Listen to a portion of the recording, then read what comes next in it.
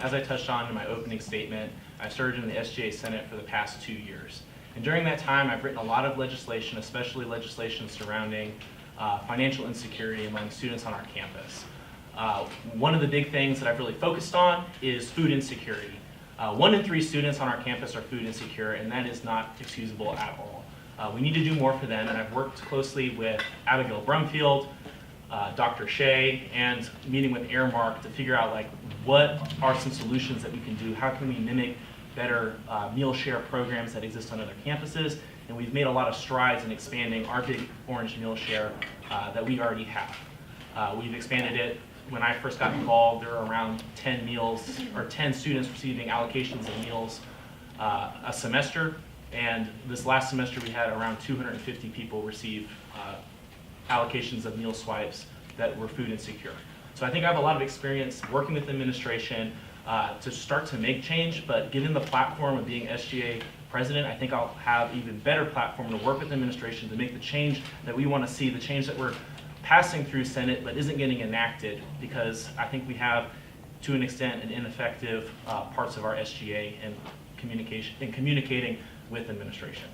Something I think that SGA has done well this past year in changing a lot of perceptions is that we're putting out information saying we're recognizing these issues on campus and we're trying to make sure that we're addressing these issues. Where I think we're failing is that we're not following up on these issues, and we're not making sure that when we tell administration we demand change, we're not making sure that they're going through with it.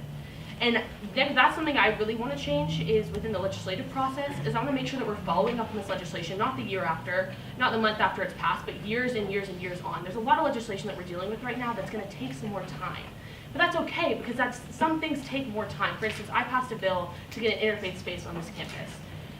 That is not going to happen overnight, but to continue to keep these conversations going with the Dean of Students, with VCVC, with the Chancellor, and make sure that they're following up, that they're looking for a space, that they're making sure that these minority religious groups have the resources that they need is pertinent part of what SGA is. And so I think that's where I want to improve next year, is to make sure that we're following up with legislation and making sure that students have what they need and that we're following up on legislation. If you know me, I'm really involved all around campus in the Jones Center for Leadership and Service, where I served as an alternative spring break leader this past week.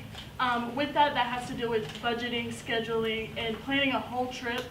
We went to Chicago and I led 7 participants, so I have a lot of experience with that. I also serve on a lot of task forces within the Office of Multicultural Student Life.